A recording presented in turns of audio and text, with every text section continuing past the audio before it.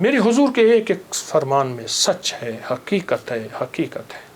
اگر زندگی کے سبق میں آگے بڑھنا ہے، کامیابیاں آگے اور سبقت لے جانا ہے، تو ان فرامین پہ عمل کریں۔ یہ جو چھوٹی چیزیں میں نے آپ کی خدمت میں عرض کی ہیں، ان پہ عمل کریں۔ آئیں پھر ایک اور چیز بھی تحفہ دیتا ہوں، حضرت امام حسن کا۔ یہ وہ گھرانہ ہے اہل البیت کا، جن کی برکتوں سے معاشرے کو، زمانے کو دنیا بھی ملی، دین بھی ملا، عشق بھی ملا، حرمت بھی ملی، عزت بھی ملی، وقار بھی ملا، مانگنا بھی ملا، رونا بھی ملا، اشک بھی ملے، آنسو بھی ملے، اور اللہ کے خزانوں سے لینے کا مزاج بن گیا۔ اللہ سے لینے کا مزاج انہوں نے بنایا۔ امام حسن بیٹھے تھے جو حضرت امام حسین کے بڑے بھائی تھے رضی اللہ تعالیٰ عنہ، سلام اللہ رضوان اللہ تعالیٰ علیہ اجمعین۔ تو آپ کی خدمت میں ایک شخص آیا، کہا کہ فصل جو ہے وہ میری بہت زیادہ،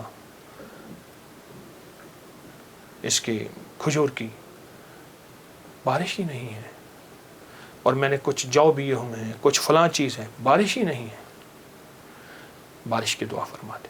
پھر میں دعا کرتا ہوں تو ایسا کر، سارا دن استغفر اللہ پڑھا کر، استغفر اللہ استغفر اللہ استغفر اللہ استغفر اللہ۔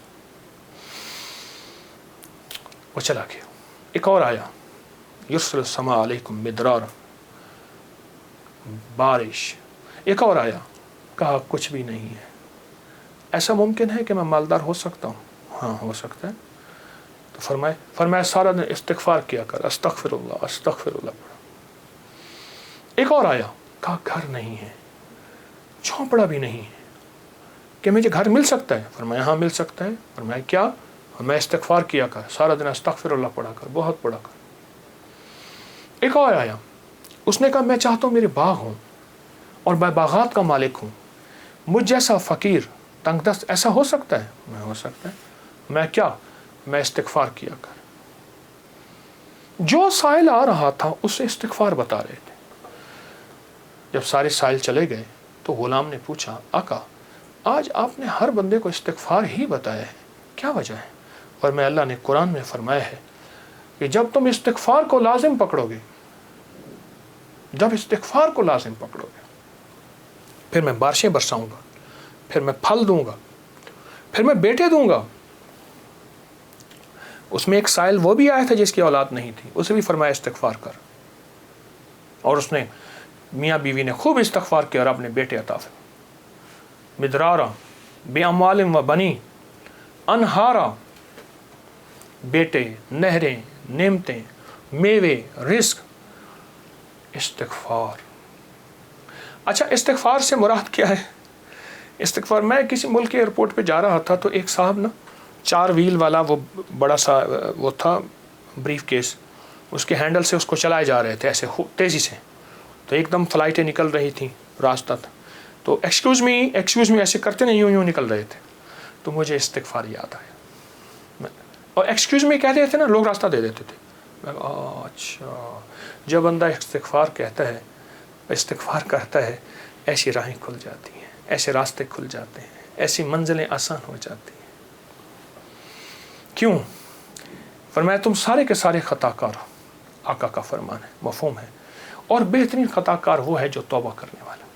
استغفار کے معنی یہ ہے کہ اللہ میں اعتراف جرم کرتا ہوں، اعتراف جرم کرتا ہوں۔ ہمارے یہاں ایک گھر کے قریب نا ایک دوسری گلی میں آرا مشین تھی، یہ لکڑیاں کاٹنے کی، تو اس کا ایک ٹریکٹر ڈرائیور تھا، پرانا روسی ٹریکٹر تھا جو بڑے بڑے تنے اٹھاتا تھا اس کے درختوں کے۔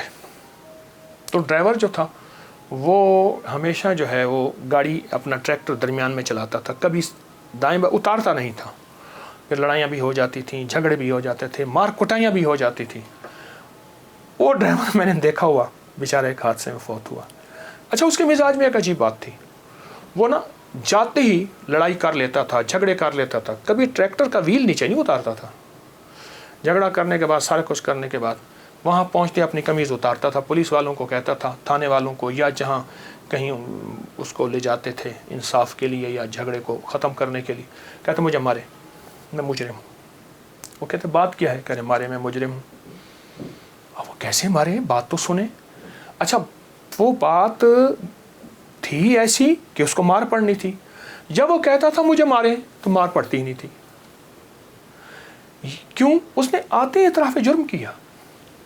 जो इस्तिग़फ़ार करता है वो सारा दिन जुर्म का एतराफ़ करता है। मौला मेरी तन्हाइयाँ भी दागदार हैं, मेरी आँखें, मेरा दिल, मेरे जज्बे, मौला मेरे दिन रात सारे दागदार हैं।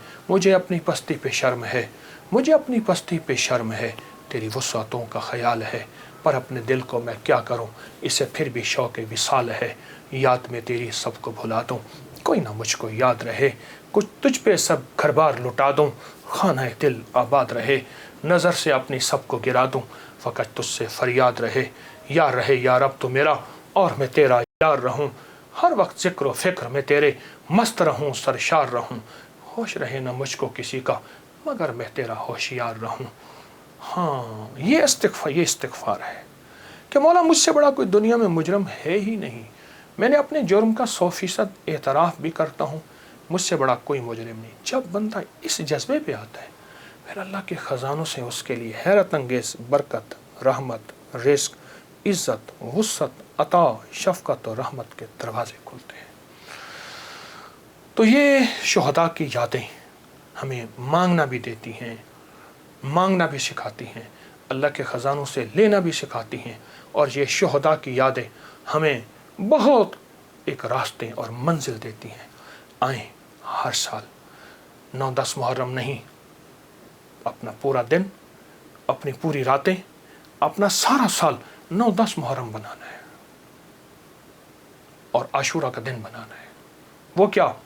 मांगने वाले, सजदे न छोड़ने वाले, उन शुहदा की यादों के लिए, उन शुहदा की यादों के लिए, उनकी ज़िंदगी, उनकी सच्ची राहें ना छोड़कर अल्लाह को मनाने वाले, दुआएं मांगने वाले, गरीबों का ख्याल करने वाले, इस्तिग़फ़ार करने वाले, नफिल पढ़ने वाले, सजदे करने वाले और हकूक़ का ख्याल करने वाले, हलाल हराम की पहचान करने वाले।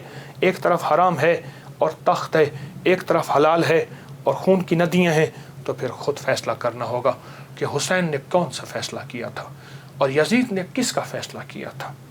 और यज़ीद ने तख्त का फ़ैसला किया और हुसैन ने शहादतों का फ़ैसला किया। उनके फ़ैसले गलत नहीं थे, वो फ़ैसलों में सच्चे थे। वो हमें एक ज़िंदगी दे कर गए हैं, मुझे भी आपको भी, मुझे भी आपको भी उस ज़िंदगी को सोचना है और उस ज़िंदगी को सोच के आइंदा के लिए अपना लाएअमल काम कायम करना है।